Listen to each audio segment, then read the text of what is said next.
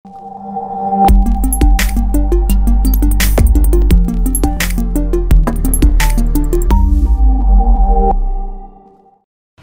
selamat siang, salam bahagia dan salam sehat, bebas narkoba. Selamat sampai jumpa kembali, sahabat Sorotan Iswanda. Kali ini saya beruntung bersama Dr. Arif Riyadi Arifin dan Pak Suwandi dari Sakya Kirti Palembang. Ada Bu Cici dari Universitas Garut. Nah, kali ini kolaboratornya ingin bicara bahwa kita semua paham bahwa pandemi COVID tidak hanya berdampak pada aspek kesehatan ya dok ya, tapi juga berimbas pada multi aspek. Jadi sifatnya sistemik. Nah oleh karena itu kita mengundang ahli-ahli ini. Ada ahli di rural development gitu ya, Bapak Suwandi, ada Bu Cici yang mungkin nanti bisa melihatnya dari aspek woman empowerment, ya, aspek sosial, bahkan mungkin aspek kultur ya Bu ya. Nah, dok, gimana dok? Situasi pandemi saat ini kan ada merek baru nih, Omicron. Ya, mungkin untuk kalangan medis ini sudah jadi makanan sehari-hari, tapi untuk publik gimana nih? Apa yang sederhana bisa disampaikan? Apa yang perlu diwaspadai? Apa langkah apa yang mungkin masih tertinggal saat ini? Silakan dok. Ya, terima kasih Pak Iswanda. Jadi memang situasi yang tidak enak kembali terjadi di negara kita ini sebenarnya sudah dilalui oleh beberapa negara di dunia. Kita agak belakangan sebenarnya ini.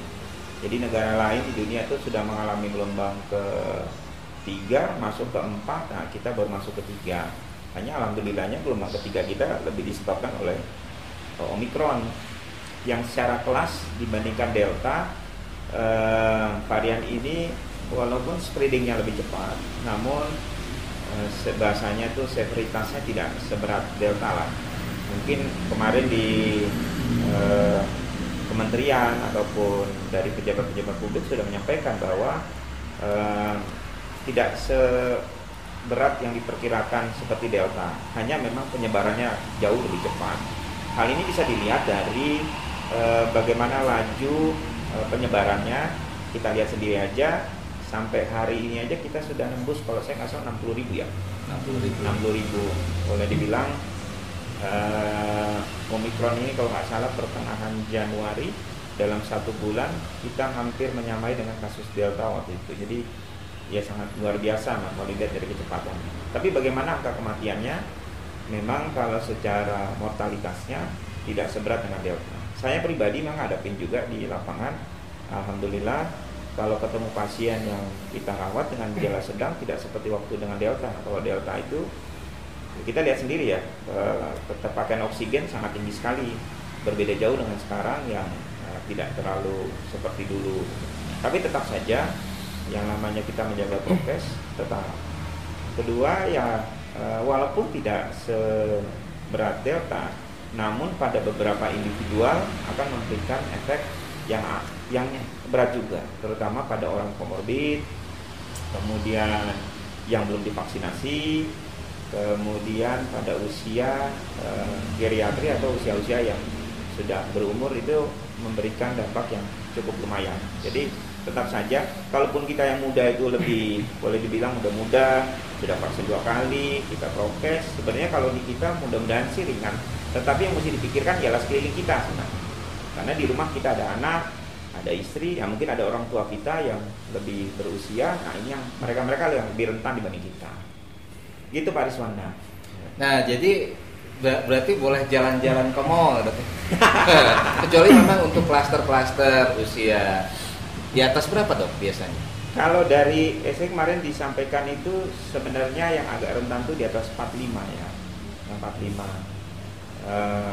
Ambil patokan usia 45 ataupun ya geriatri itu di atas 65 kalau saya nggak salah sekarang. Di atas 65 ya. Kalau anak-anak gimana dok? Sekarang ini kan klaster sekolah, selain klaster perkantoran ya, klaster sekolah juga diperhatikan nih. Betul. Gimana anak-anak? Apakah rentan juga?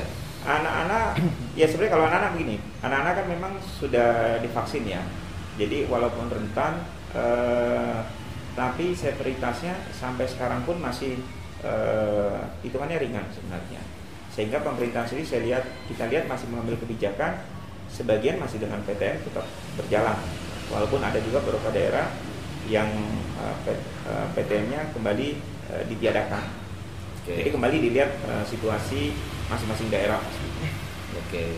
Artinya sekarang sudah mulai longgar tapi tetap waspada gitu Bos ya. Karena ini masih harus diantisipasi. Betul. Iya. Dari pemerintah juga sudah menyampaikan kemarin kemungkinan puncaknya itu memang di bulan Februari ini atau sampai dengan Maret besok puncak-puncak. Betul. Dan kita lihat melandainya nanti biasanya memang kita sudah mengalami 2 kali gelombang ya sebelumnya, artinya melandainya sendiri ya butuh waktu lagi 1 bulan. Nah, dampak-dampaknya itu yang banyak sebenarnya. Ketika kita menepi kemudian melandai, ya ini kita melihat dampaknya itu bukan sebenarnya bukan hanya sektor kesehatan, tapi banyak yang terdampak sebenarnya dalam 2 tahun ini. Baik. Ini kan orang udah mulai jenuh ya dok ya. Betul. Mungkin prokesnya juga sudah mulai kendor gitu. Mungkin karena capek di rumah. Bahkan ya Bu Cici ya, angka orang yang di rumah dengan tingkat stres yang lebih tinggi ya secara ekonomi mungkin ya, juga tingkat stres isolasi sosial taruhlah gitu ya. Karena kan isoman ini urusannya bukan hanya masalah pemulihan kesehatan nih, jangan-jangan ada urusannya dengan pemulihan sosial. Nah ini terlihat dari statistik yang di launching kementerian kita yang terkait ya Kemen PPPA bahwa tingkat domestic violence cukup naik loh semasa pandemi. Gimana Bu Cici? Ya betul Pak. Memang selama ini kan domestic violence atau KDRT ini memang menjadi satu permasalahan yang masih sering terjadi ya. Sebelum pandemi pun kalau kita lihat secara kuantitas itu setiap tahunnya selalu mengalami peningkatan. Apalagi setelah pandemi memang itu tambah lagi, jadi tambah meningkat lagi. Memang banyak faktor ya Pak yang menyebabkan. Salah satunya memang seperti yang tadi Bapak katakan bahwa faktor dengan lamanya di rumah ya bisa meningkatkan stres seseorang, itu juga bisa memicu terjadinya kekerasan. Jadi statistiknya sebetulnya selama ini cukup melambung juga ya. Iya. Tambah moderating variabel gitu loh ya, unpredictable pandemi ini, dia tambah naik. Nah, kira-kira ada nggak Bu Cici intervensi yang bisa dilakukan oleh negara mengenai ini? Kan jangkauan tangan negara itu kan relatif terbatas pada mungkin kejadian-kejadian yang sifatnya di ranah publik. Kalau memang terjadinya di domestic violence, selain memang menyediakan ini loh ada link pelaporan, tapi kan relatif penyintasnya memilih untuk diam. Ya, betul. Nah itu gimana Bu Cici? Pak, jadi kalau berbicara tentang KDRT nih ya Pak, memang seperti yang tadi sudah diulas sekilas bahwa banyak pihak-pihak yang terlibat ya di dalamnya. Jadi dapat dikatakan permasalahan yang kompleks gitu. Selama ini kan telah ada Undang-Undang Nomor 23 Tahun 2004 ya tentang penghapusan kekerasan dalam rumah tangga, kemudian juga pemerintah baik di tingkat pusat, provinsi maupun di daerah ya Pak. Memang seperti yang tadi Bapak katakan juga perlu satu langkah yang ditingkatkan. Pertama mungkin yang dapat dilakukan itu dengan mengoptimalkan peran dari orang-orang yang ada dari tingkat keluarga mungkin ya Pak ya. Jadi harus ketahanan keluarga ketahanan keluarga gitu. Ketahanan keluarga perlu ditingkatkan. Kemudian juga dari seorang wanita misalnya, kalau bicara kekerasan terhadap wanita, seorang wanita juga harus memiliki kesadaran bahwa dia memiliki hak untuk hidup dengan aman, dengan nyaman. Jadi ketika mendapatkan kekerasan dalam lingkup rumah tangganya, dia jangan membiarkan dirinya untuk diperlakukan seperti itu gitu. Ini berarti perlu masuk dalam daftar identifikasi masalah ya terkait RUU TPKS kan? Karena kan minggu ini surat presiden terkait itu sudah mulai mendorong bahwa kira-kira kalau kemudian ini jadi perundangan, sanggup nggak dia mengatasi persoalan domestic violence yang selama ini ada? Kalau menurut saya sih sebetulnya undang-undangnya udah cukup baik ya, cuman tinggal pelaksanaannya barangkali ya Pak ya. Itu, dan memang yang menjadi salah satu faktor penyebab penghambat dalam penanggulangan KDRT ini juga adalah karena budaya kita menganggap KDRT itu sebagai suatu aib. Jadi dari sekian kasus yang dilaporkan itu memang dibalik itu semua banyak kasus yang tidak terlapor gitu Pak. Artinya karena penyintas memilih diam gitu ya? Untuk diam karena menganggapnya sebagai suatu aib.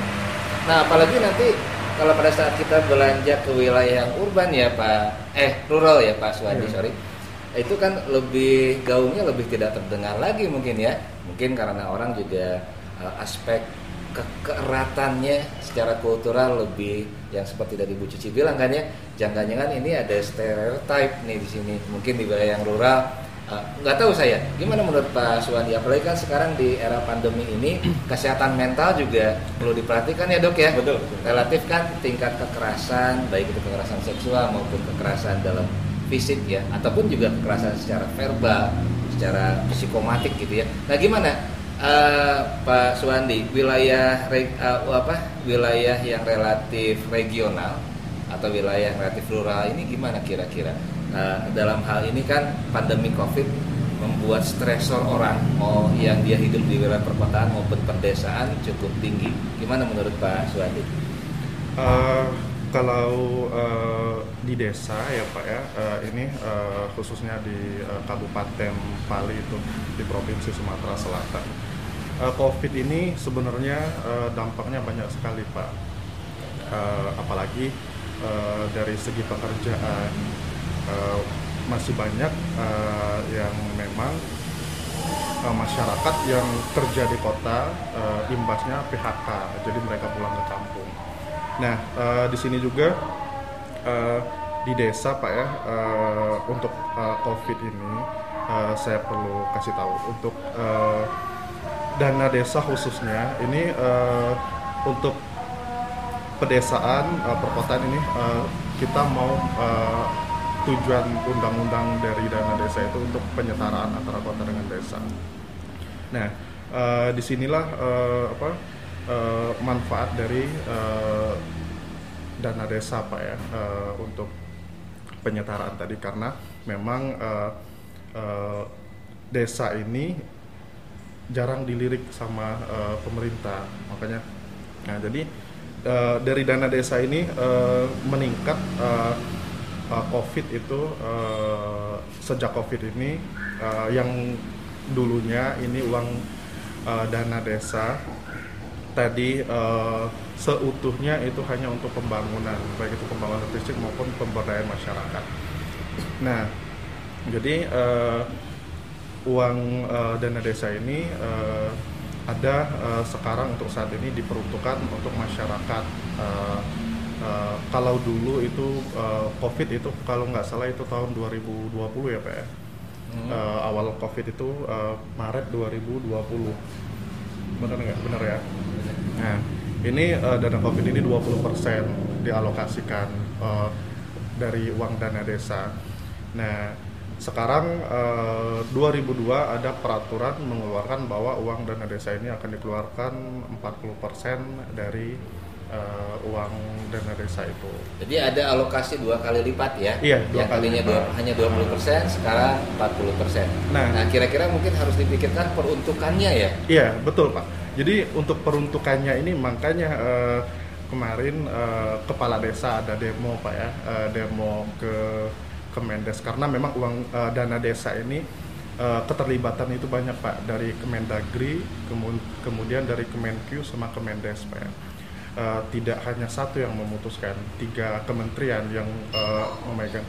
Makanya kemarin para kepala desa ada sebagian memang demo karena uang itu terlalu besar, dan syarat untuk penerima BLT itu di desa itu sudah tidak ada lagi. Misalnya penerima BLT itu yang mempunyai rumah yang beralaskan tanah terus dinding masih papan. Nah, itu di desa itu tidak ada lagi karena besarnya uang dana desa. Jadi mereka bingung uang itu mau dikasih ke alokasi. Jangan-jangan harus beralaskan rupiah ini Pak. Nah, lanjut Pak. Betul Pak. Nah makanya persyaratan tadi untuk penerima BLT, masyarakat penerima BLT memang seperti itu untuk penerimanya. Nah, akan tetapi ya memang di desa memang penghasilan mungkin ini cuman kalau kita melihat ya Pak ya, memang di desa penghasilannya untuk mencari uang tuh kebanyakan mereka berkebun Pak ya. Nah akan tetapi untuk kebutuhannya di desa itu memang nggak terlalu mahal Pak. Apalagi mereka di sekeliling rumah mereka bisa menanam gitu, menanam apa gitu untuk sehari-harinya. Baik, jadi artinya harus ada inovasi ya. Iya. Inovasi ini mungkin tidak bisa disamakan secara umum, Iya, tapi betul. inovasi per wilayah yang memang berbasiskan kebutuhan wilayah tersebut. Iya. Jadi mungkin kalau mengutip Riswanda Widyaningsih, ada frasa yang namanya rural urban linkage gitu ya, keterhubungan antara wilayah desa dan kota. Artinya wilayah tertinggal itu ya jangan terus dianggap tertinggal, Iya, tapi dilingkingkan.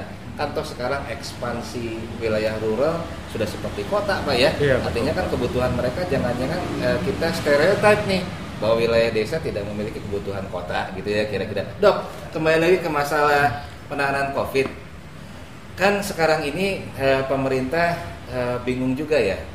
Satu sisi harus mengejar ketertinggalan pelambatan ekonomi. Makanya kan kemarin statementnya ya udahlah boleh jalan-jalan, boleh ke mall. Artinya mungkin jangan sampai stres gitu ya. Jangan sampai di rumah terus gebukin istri gitu. Nah itu bahasa kasarnya kan seperti itu gitu ya. Atau jadi punya perilaku agresor yang tidak perlu gitu ya. Nah Dok, kira-kira untuk bisa safe and well, untuk tetap sehat tapi juga tetap well secara ekonomi, gimana nih Dok ya kira-kira? Sebenarnya kalau kita lihat dari kebijakan pemerintah yang sekarang, dengan kasus tinggi pun tetap tidak diberlakukan PPKM-nya sampai level 5 seperti dulu.